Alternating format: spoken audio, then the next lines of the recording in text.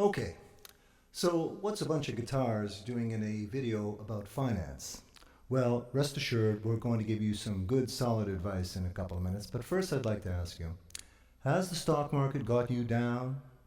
Do you feel like sometimes it can't do enough for you and at other times you've been hit over the head with a tire iron? Does the stock market kind of feel like Runaround Sue? Well, here's my story, it's sad but true, about a girl that I once knew.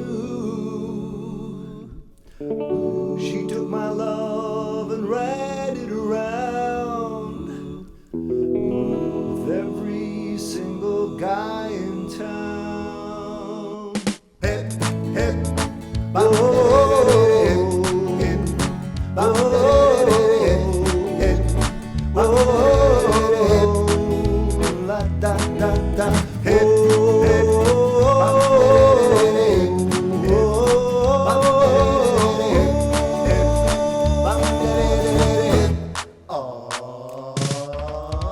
should've known it from the very start.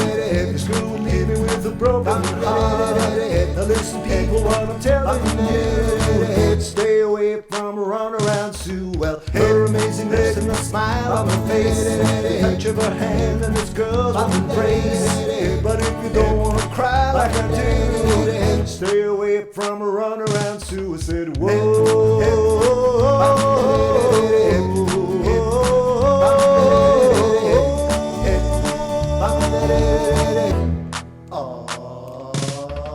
Sue likes to travel around, yeah. She'll love you and she'll put you down.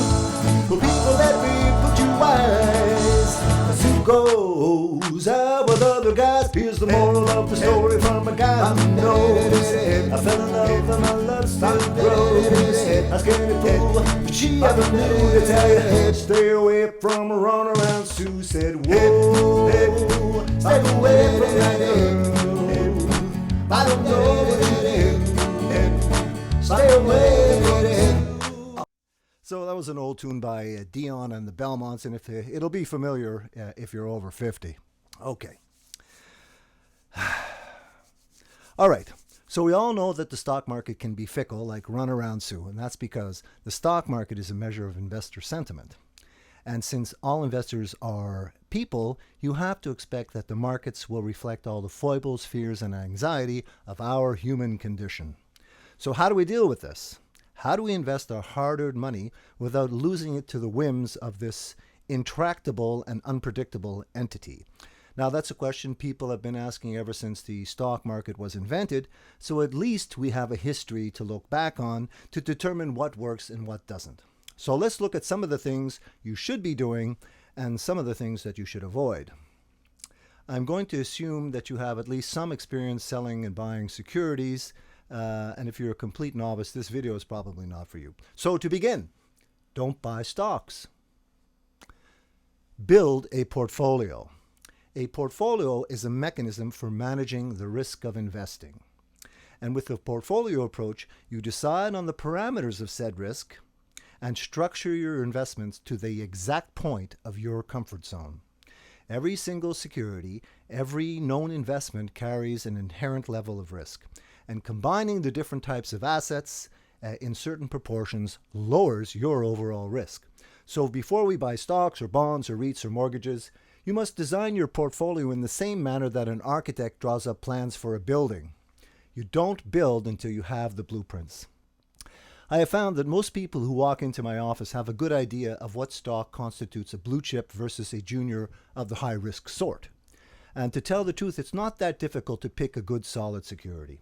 I think we all have confidence in our banks or companies like BCE, Enbridge, McDonald's, or Apple. And if you go out and purchase any of these names when times are good and the market is rising, then chances are good that you'll see their value rise as well. The odds will be with you, and when we see our stocks rising in value, we may start to think that we're all geniuses. The problems begin when the market begins to fall. When the market is falling, your well-researched stock is going to fall with it, and the faster and more violent the markets fall, the higher your chances of all your stocks falling with it.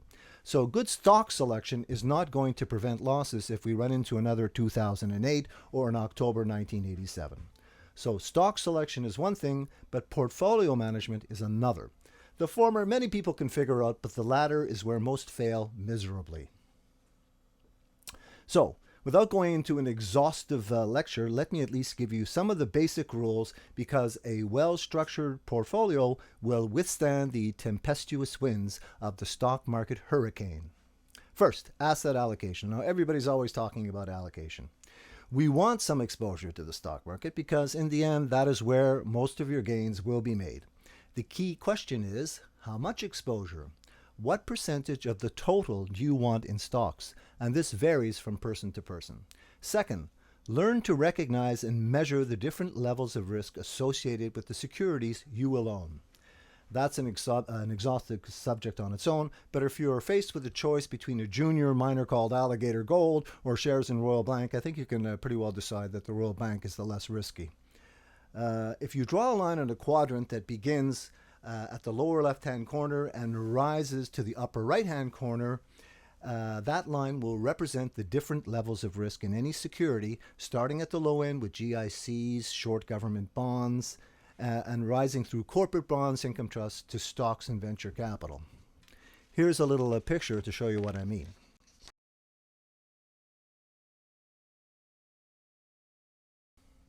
Now, somewhere along that line, there will be a fulcrum that represents the median level of risk appropriate for you. The job is to find the placement of that fulcrum. Third, what proportion should go into each security? Well, rule number one, do not place more than 10% of the total in any one security, and don't place less than 3%.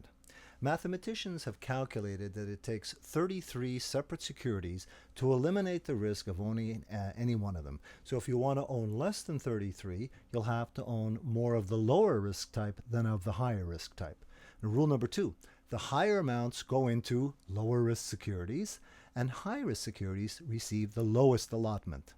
Rule number three, make sure that most, if not all, your securities produce income. A portfolio that generates income will do so in up, down, or sideways markets. Income is an inexorable force, and unlike a casino, where the longer you stay, the more the odds are that you will lose, an income-bearing security, if held long enough, will put you in the black. Rule number four, diversify by sector. And by that I mean economic sectors like healthcare, finance, consumer staples, energy, etc., etc. Now, we may find that real estate investment trusts have been the best performing sector in recent years. Does that mean we place all our bets in this one sector? Of course not, because everything in this universe rotates, no exceptions. And on the stock market, today's hero is tomorrow's bum. So we don't place huge bets in one sector for the same reason we don't place huge bets in one security. Decide on the maximum percentage allowed in each sector, and allot a higher weighting to those sectors that are performing well and whose prospects are the brightest. Finally, and most importantly, learn how to play an instrument. Now, that's not financial advice, but I'm biased and I just think you'd be happier if you knew how to play the guitar or sax or something. Now, there are many other rules and good practices that I can list, but unfortunately, the time we have to view this video is somewhat limited, so I will have to end here. But if you have any questions about this subject, feel free to call me or email at brian.forrest@raymondjames.ca, the address of which will be shown at the end of this video. So, good luck, and may you have occasion to smile at your monthly statement.